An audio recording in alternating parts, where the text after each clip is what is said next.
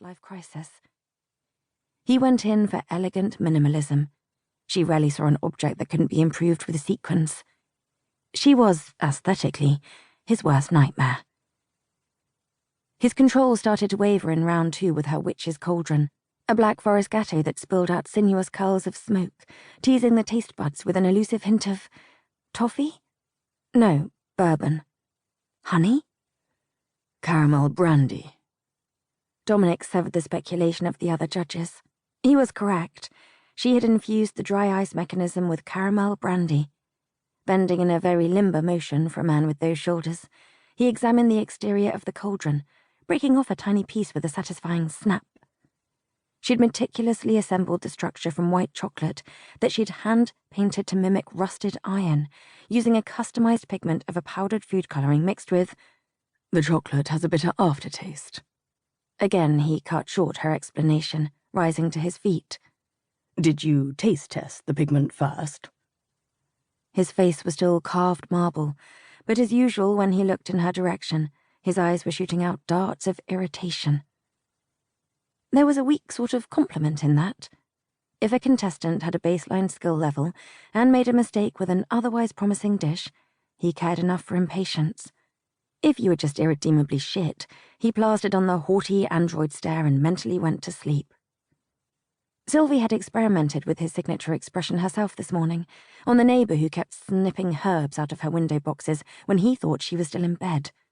He'd flushed all the way up to his hairline, stammered an apology, and offered her cash. Handy. And a very poor lesson in life that strutting about, nastily eyeballing people, netted results.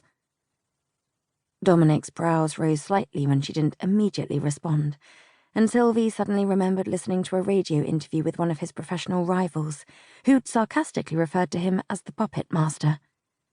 My right hand and foot are attached to that brow bone by invisible strings. One twitch upward, and my fist and boot want to follow suit. Fatally, with the echo of that acerbic remark in her head, she smiled right in the middle of his continued critique. And it happened. His controlled demeanor chipped. She was looking straight at him, and she saw it, felt it down to her bones, the driving instinct in his body. His gaze went to her hair and locked there. He wanted to touch it. In that instant of time, he obviously desired nothing more than to slide his long fingers into the fine strands, cup her head with that huge palm, tug her forward, take a slow breath, and sling her out the window by her ponytail like the Trunchbull. She couldn't help it. She outright laughed, and he continued to visibly loathe her.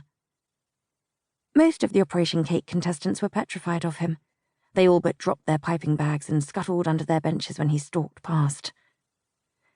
Unless someone she loved was being targeted, in which case she would fight like a lioness, Sylvie was not a very confrontational person. If her meal was too cold in a restaurant, she ate it anyway. Unfair parking ticket, she'd probably just pay it. She'd peeked through the curtain and watched the herb heist for days before she'd tried out the De Vere glare. Yet there was not one single second on this set that she'd been intimidated by the man himself. She flatly refused to shy away from a person she found about as likable as a stubbed toe. He was totally devoid of empathy and warmth. She bet he was a bloody nightmare to work for. And she'd wear her apparently garish style-over-substance cauldron cake as a hat before she'd let her knees so much as quiver in his presence. She was a favourite with the other 2 judges, so she thought she might scrape through another week despite Dominic pacing around the studio like a sweet-toothed Grim Reaper. Unfortunately, the final round put the casting vote in his hands, and Sylvie put a shit-ton of glitter in his hair. In her defence, when she'd practiced the robotic component of her unicorn cake in the garden shed at home, the results had been significantly less impressive. The treasure chest was to burst open in stages, spilling out hundreds of coloured sweets before it set off a chain reaction to move the unicorn's hoof and horn. She'd made dead certain that everything would taste as good as it looked. Dominic had commented before that her foundations were sometimes sacrificed for the exterior glitz. He wasn't wrong, and she did listen to legitimate criticism. Levers in right place? Oh, look, he's waving at you. Wrong place? I appear to have constructed...